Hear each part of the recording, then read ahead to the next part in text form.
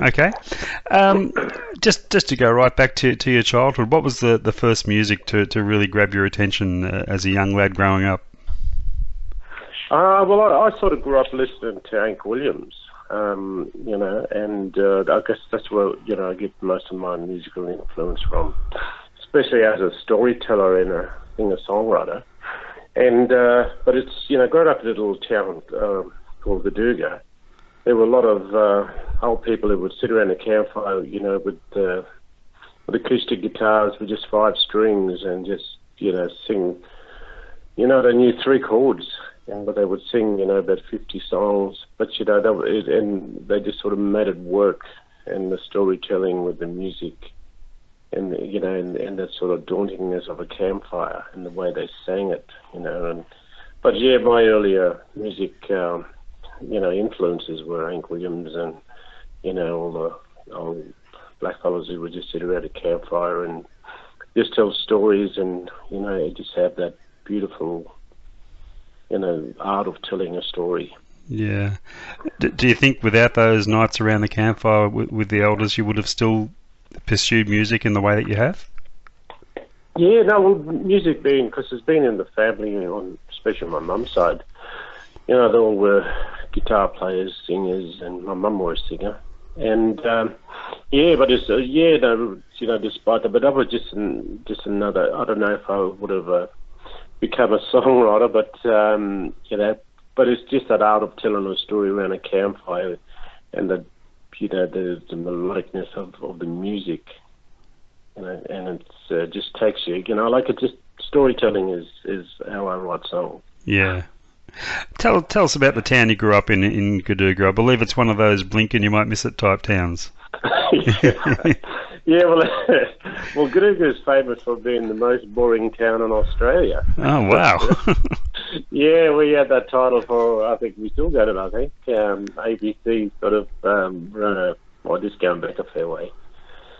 And they wanted to find the most boring town in Australia, and fortunately Gaduga won it and stuck with the town. But it's, it was great growing up there, and, I get back a couple of times a year, drive over, and because I still got a lot of family there. But it's been a really close-knit community, Gaduga, growing up, and but it's, the few people moved away from, as people do, as young kids grow up and they move away from small towns and move to bigger cities or bigger places. But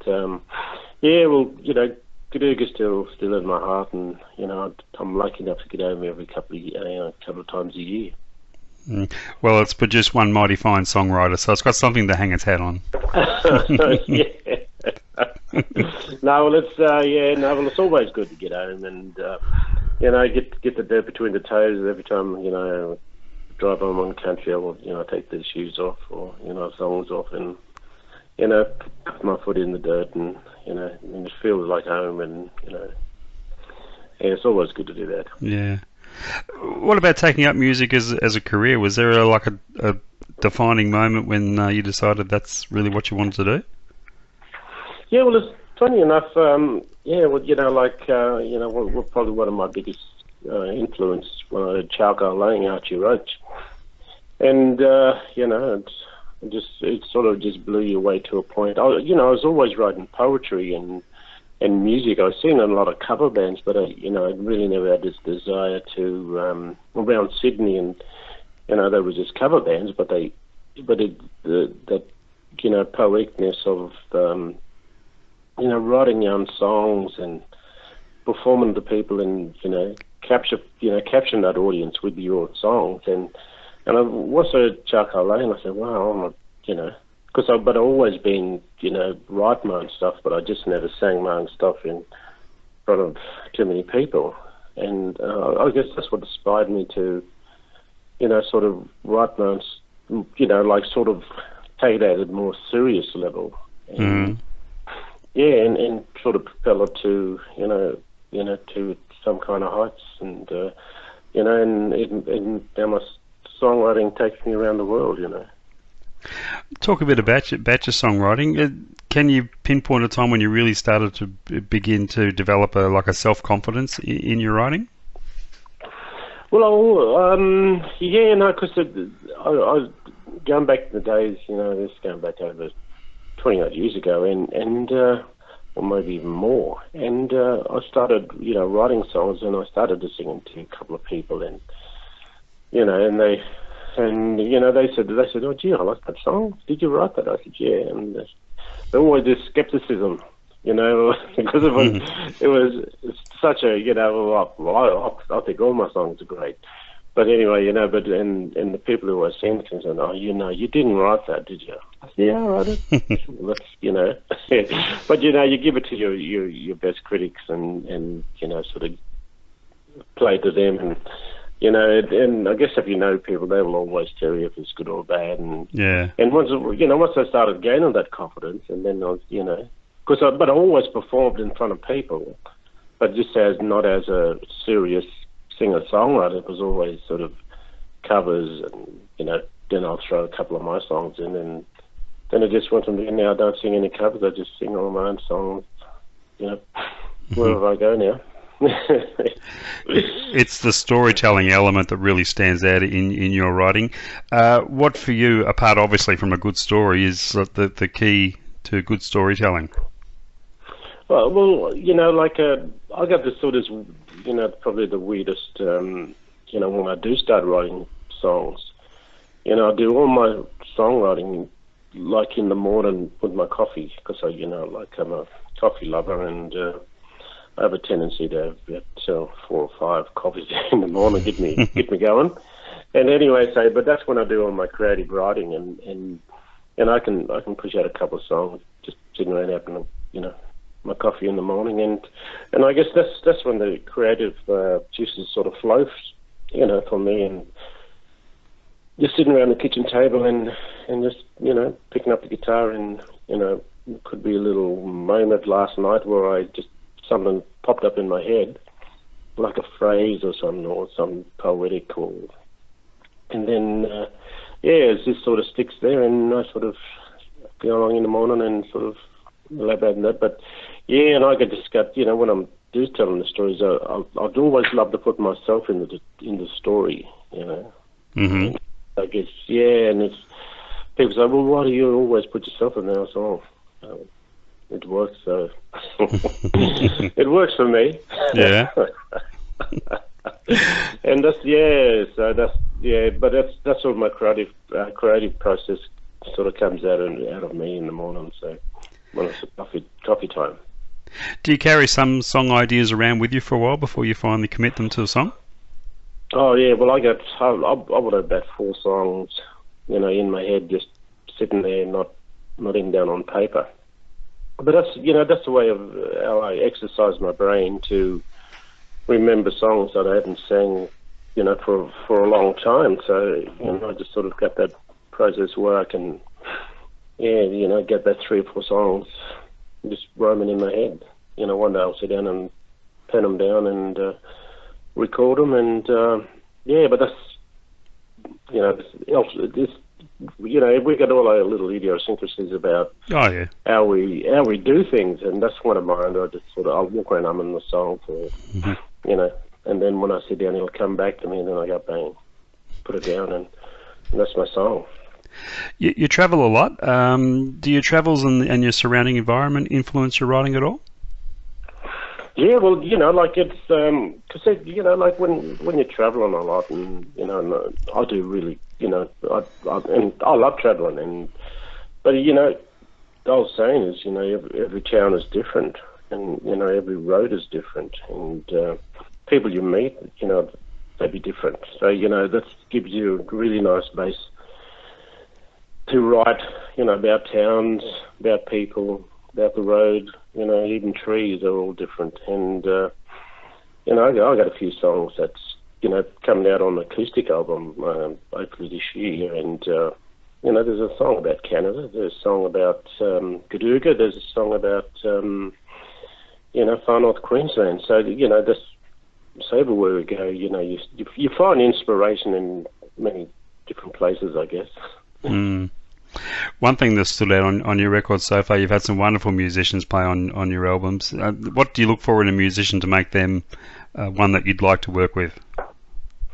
Well, yeah, no, well, you know, the musicians that's, you know, been on my first 4 albums, well, you know, they've been in my band for the last, you know, 20 years, and you know, I only work with 2 producers, and you know, the band that I always play with, they, you know, but you know, these, you know, they know your style, they know your, you know, what you like, and you know what you want, and because if you work with new musicians, you got to take them through, and you know, and it could be a long sort of process where, you know, you can, you know, they could be the best muso in the world, but you know, if they don't grab you, and if they don't know your style, they don't know your little, you know, where you know, well, it's like a little idiosyncrasies where you come in, but yeah, that's why, you know, like Claire and Mara we've been playing together now for, you know, going on close to 30 years. And, yeah, and Tim Cormack and, you know, Marty Ailey and John Owl and a few others, Pete Blyton and Chris Parkinson. You know, I've been playing with these guys for well over 20-odd years. So, and, you know, it's so much easier when we walk to a studio, and it's, you know, because they just go bang, they'll nail it straight up, and that's what I look for. And but you know, you're comfortable with them, they're comfortable with you, and you know, because we've known each other for such a long time, you know, we recording studios, you know, we toured, you know, numerous of times together, and but you know, once you find something, you don't want to sort of get rid of it. So, but yeah, I'm sort of, you know, like I just love the way, you know, they got that feel, they got that, you know, that really music that just flows out of them and just straight into your music, and you know, there's no, you know, well, you know, if anybody's been in a recording studio, it could be a really hard place to be if you don't get things right. Yeah. It's been about a year since the last album came out. Looking back on it now, do you feel a sense of satisfaction that it achieved everything that you hoped for? Oh, look, the latest album, you know, it was everything that well, you know, I got more out of it than what I thought I would achieve. And I was a bit skeptical because, you know, I just went into the studio and I said, I'm going to, you know, produce this album. And, you know, and I just sort of got a bunch of musos. And I wanted to not go back with my original muso. I wanted to sort of inject another style of musos that came into this. And the way I you know, because I wanted to do was this sort of rock, sort of bit of hard, rocky, country, you know, sort of album, you know, because they say, oh, you're a blues and roots. And yeah, so, you know, like I said, I wanted to capture that. And, you know, like it took off over in Canada and in America. So, and, you know, and that's, you know, didn't do so much, you know, in Australia, but, you know, as in Canada and America, got really great accolades. You know, Blues and Roots Radio picked it up in Canada. You know, Wee Dan in New York City picked it up, and it's, you know, and it came in number 4 on his favourite, you know, records for 2017. So wow. my album came in number 4 on his you know, best albums for 2017. So, you know, and you know, out of that I got really, you know, some great gigs in Canada and America, and you know, I'm going back this year, and so, you know, I've been going back to Canada and America now for the last 4 years, go every couple of years, and you know, I'll do 2 months tour just out of that album. So it achieved everything that I wanted to achieve, and it's still going fairly well. And you know, places like America, people picking it up, different radio stations picking it up, and yeah, and it's starting to get some really good traction in Europe. Oh, brilliant! So it is good. Yeah. Canada's been a fantastic market for you, hasn't it? Oh, you know, Canada is, you know, like it's, yeah, and you know, like I'm doing Edmonton Folk Festival this year, which is, you know, pretty, you know, it's great, you know, because I did Calgary a couple of years ago, but to get those two in such a short time is just like, well, you know, you got to pinch yourself. You know, and and plus, you know, I've been, you know, actually touring Canada for about 3 months. You know, you're just going from one end of Canada to the other, kicking off in Edmonton and going all right across to Montreal. So, you know, but the album is still, you know, we still sell them, you know, doing CD sales in Canada, which is, you know, that's fantastic. Good. Yeah. Yeah, look, it's been a great market for me over there, and but it's, you know, just persistent on my behalf. When I first started going over there, or when I first started touring in Canada, you know, 20 odd years ago, and sort of, you know, when I started getting a few albums on there, I realised, oh, I got to try and get back to Canada. So I did, and you know, I was lucky enough to get into Calgary, and from there it was this roll-on effect that, you know, I met some really good singer-songwriters from, you know, Canada, and it's just that, you know, it just kept on going, and yeah, so, you know, every year now I'll probably be going back to Canada for, you know, do some shows. Now, you went through the crowdfunding process for the last record, something more and more artists are doing these days, and it must give you a great sense of encouragement as an artist to see so many people believing that much in your work to be able to put money up front for it to be produced. Yeah, look, it was a, you know, it was so rewarding, but yet so sort of, you know, horrifying. Because you know, you put yourself out there, you know, it's like you're begging, and you know, and but that expectation of, you know, but you know, like I was sort of said, I was going, gee, I don't know if I want to do this, but I looked at my Facebook page and I got a few friends there, so I just decided, you know, to do it, and you know, we sort of, yeah, made the mark pretty, you know, fairly easy. And but as to do it again, I don't know. It was a bit daunting. You're looking at a screen and you go, you know, I'm not the greatest computer expert in the world, but you know, and I'm looking at it and going, oh my goodness, you know, and then people just going, oh yeah, you know, and but you put your heart out there, and you know, I still got where I go, I got people walking up to me and you know, saying, oh, you know, I really love the album. And you know, we send an album out to everybody who donated, you know. Yeah, that was, yeah, it was pretty pleasing. It was very rewarding. And a lot of hard work went into it, but yeah, and it's the end result. And, you know, people just, they loved the album. And it was my first time producing, you know, my first album. So it's pretty close to my heart, that was this one. Yeah. How did you enjoy that experience producing yourself? Did it give you a feeling of being closer to the finished product, personally? Yeah, well, you know, like but, you know, just to have the control.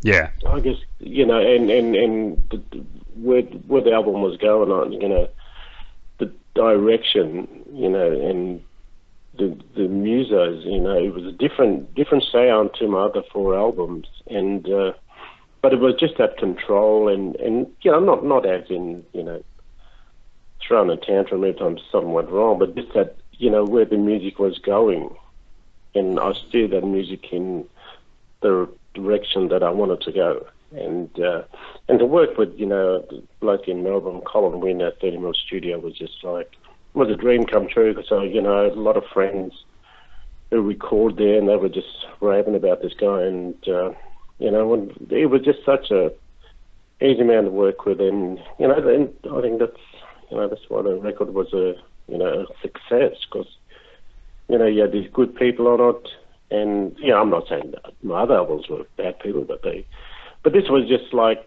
bang, you know, the nation was watching. and that's how it felt. Mm-hmm. You know, it was, you know, you had this crowd of people, you know, who donated all, you know, the hard-earned money, and you know, so you had all this expectation, and we just, you know, we just said, no, we're going to do this, and you know, and it's turned out, and everybody loved this CD, and you know, the CD is just going great guns. Now, your music has found its way into films and documentaries. That must be, as an artist, so personally satisfying as a songwriter to see your music represented in a forum outside of that of just a traditional record release. Yeah, well, that's one of the like the utopias and a few other movies. When people just listen to your music and they go, oh, I want that song for my film, and then they just get in touch and say, I'm doing this, I want that song for my my movie or something, and it's such a I guess it's for the hard work you put into what we love it. We must love it because we're never going to be millionaires out of it unless we have a great big hit. But to see something like that when people just go, I want that for my movie, and it's out of your normal gigging and touring and that. But and it's quite powerful to have that on your resume, I guess. Now, you mentioned you're recording an acoustic album next up. What can you tell us about it so far? Well, there's I'm doing I'm doing a single release, which is going to kick off in Adelaide on the 7th of April, and then we're going to be taking it to various cities, and so that's all I can tell you. And it's going to be a sort of like a 15, 16 song acoustic. Oh, and I always wanted to do acoustic album, just full acoustic, and because that's when you're storytelling and the beauty with just a guitar and your vocal, how powerful that really is, and you don't know that until you do it. And I always wanted to do acoustic album, and I just said to myself, well, I'm on such a roll now that after seeing my world CD sort of made really really good headlines around North America and Europe and Australia, and I said, oh, well, maybe it's time to bring out a little much more campfire-y kind of record. I believe you're recording it in a little cabin in northwest Victoria. Yeah, just getting down there, and because it's not far from Adelaide, and so I'll and it's that essence of what you got to capture, like you're sort of role playing a bit, and you want to get that campfire sort of that daunting campfire, and the weatherboard beaten vocals, and that that acoustic kind of melodic sound busting over the nickels of a campfire. Well, it sort of takes you, takes that sort of what's the word I'm looking for? That sort of, I guess, melodicness, if that's a word. We can make it up. We're storytellers. We can make up what we want. Absolutely. And when you strip the songs down to that raw acoustic element to you, the song is really left us to stand and fall on its own merits, isn't it? Yeah, well, that's the beauty about storytelling, and I like, that's why I love to put myself in there, and not not all the time, but you're there, you're watching this person, or the song comes alive, and you're there, you want to see it come. It's like watching a flower, bud for the first time. You can't wait to see the beauty. And I guess it's the same thing about how that, those written words become into music, and then you get this, all this stuff going on, and you sort of, you can visualize what you write about, and you can see it, and I did a gig up in Brisbane last month, and this person walked up to me, and she said, I can see what you sing about, and that was a really interesting, like visualizing my music. Mm. She said, I can see it. She said, you take me there. And and I thought it was beautiful. That's a wonderful compliment. Yeah. Yeah, and once people say that, you take me on that journey, and I guess that's what really great singer-songwriters do. They can take you on that journey, and they just bring you along for the ride. And just before I let you go, Glenn, something that I saw you're involved with, which sounds really exciting, is the Homelands tour. Tell us a bit about that. That's going to be such. And we're just going to be, from the Yukon right down to all the North West Territories, right down to Toronto, Newfoundland, going right up to Montreal, and come about right back in the US. So that's going to be a pretty. Yeah, I'm really looking forward to that one because I've got a few friends, First Nations friends over in Canada, and we've been talking about this for the last 3 or so years, and now it's starting to get traction, and and we're going to have a few famous names along the way. So I don't want to say anything quite yet, but he's going to be popping in and doing a sort of guest appearance on the Homelands project. So a couple of really big Canadians, singer-songwriters, and a couple of Americans. So for that one, we just got to keep you posted, and but it's going to be such a and then in turn we're going to they're going to come out to Australia next year, and so we'll do their projects out here, going around 5 states. Oh, sounds fantastic. I'm really looking forward to it. Yeah, we'll have to come in and have a yarn with you. Yep, we'll do that. Kick it all off. Sounds brilliant. Okay, mate. Yeah.